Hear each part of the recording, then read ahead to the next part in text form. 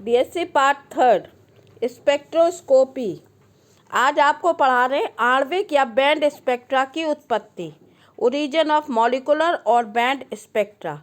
Quantum सिद्धांत के अनुसार विद्युत चुंबकीय विकिरण के निश्चित ऊर्जा के क्वांटम के अवशोषण से अणु को आंतरिक ऊर्जा में वृद्धि होती है। अतः delta E is equal to होता है एच इंटू न्यू और it is equal to H C over lambda.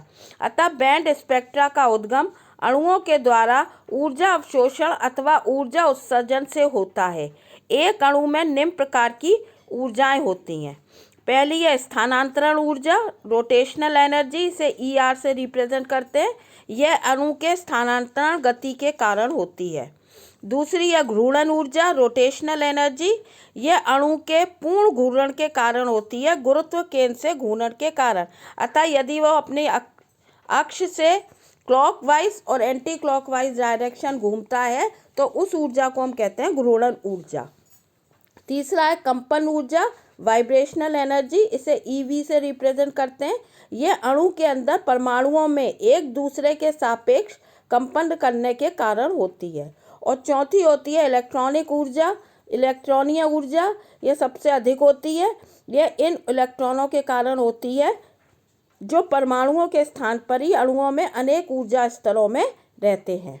अब इसके बाद आपको बता रहे हैं बॉर्न ओपनहाइमर सन्निकटन, born Oppenheimer approximation of energy.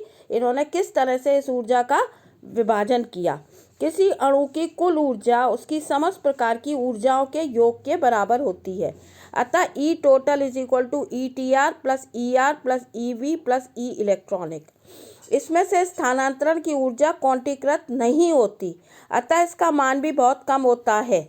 तो ऊर्जाओं का क्रम होता है, सबसे अधिक ऊर्जा होती है इलेक्ट्रॉनीय, तो ई इलेक्ट्रॉनीय, इसका मान। उसके बाद होती है वाइब्रेशनल एनर्जी, उसके बाद होती है रोटेशनल एनर्जी और सबसे कम होती है ट्रांसलेशनल एनर्जी।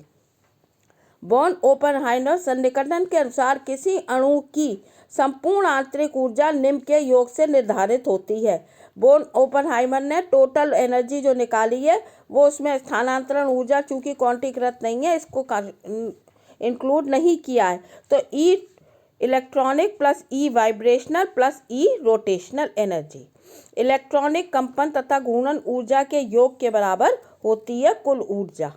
अणु की कुल ऊर्जा में परिवर्तन को हम निम्न समीकरण द्वारा व्यक्त करते हैं। ये माना जाता है कि तीनों घटक एक दूसरे से असंबंधित हैं, ये तीनों ऊर्जाएं आपस में एक दूसरे से संबंधित नहीं है। तो डेल्टा ई टोटल, इनमें परिवर्तन कितना होगा, delta E electrical plus delta E vibrational plus delta E rotational, इन तीनों के सन्निकटन कोटि निम्न होती है कि delta E electronic is equal to होता है डेल्टा ई वाइब्रेशनल इंटू 10⁻³ और ये रोटेशनल से होती है 10⁻6 ज़्यादा।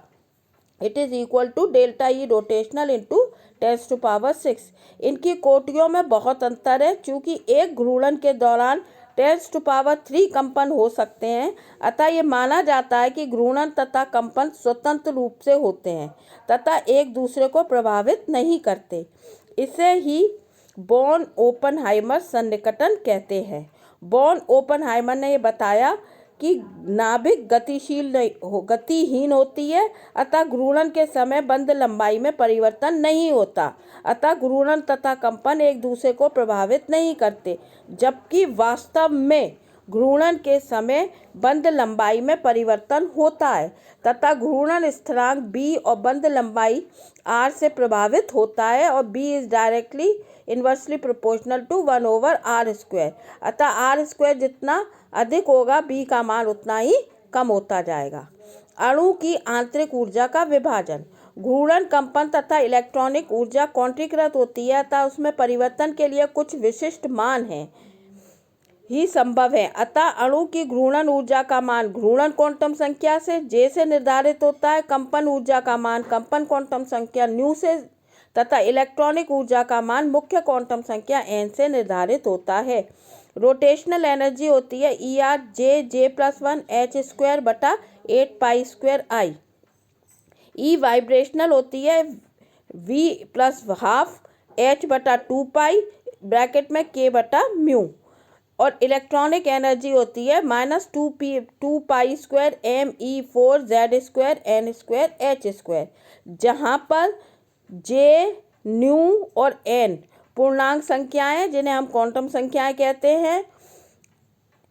आई को हम कहते हैं अणु का जड़त्व आघूर्ण, म्यू को हम कहते हैं सम्मानित द्रव्यमान और के को हम कहते हैं बल स्थिरांक। इसके अतिरिक्त एच को हम कहते हैं प्लैंक कांस्टेंट, एम को कहते हैं मास ऑफ इलेक्ट्रॉन, ई को हम कहते हैं इलेक्ट्रॉनिक चार्ज और जेड को हम कहते हैं एटॉमिक नंबर या उसकी परमाणु संख्या। यह आपको चित्र बनाया गया है। इस चित्र में आपको बताया कि एक अणु की घूर्णन, कंपन तथा इलेक्ट्रॉनिक स्तरों में विभाजन किस प्रकार होता है।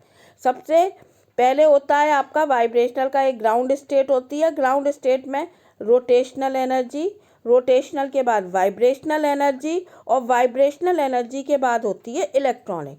तो पहला चित्र है V0, V1, V2, V3, ये तो वाइब्रेशनल है और J1 ये 1 2 3 एक V0 से V1 एक वाइब्रेशनल एनर्जी स्टेट के बीच में 4 घूर्णन के होते हैं 1 2 3 4 J1 J2 J3 और J4।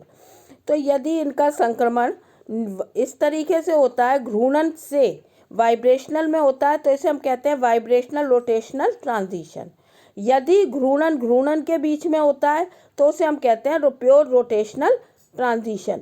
और यदि एक स्टेट से दूसरी N1 से N2 में होता है तो हम इसे कहते हैं इलेक्ट्रॉनिक संक्रमण, जिसके लिए बहुत अधिक ऊर्जा की आवश्यकता होती है। तो इस चित्र से आपको स्पष्ट है। अब नेक्स्ट टर्न पे आपको बताएंगे घूर्णन spectra, rigid rotator. Thank you.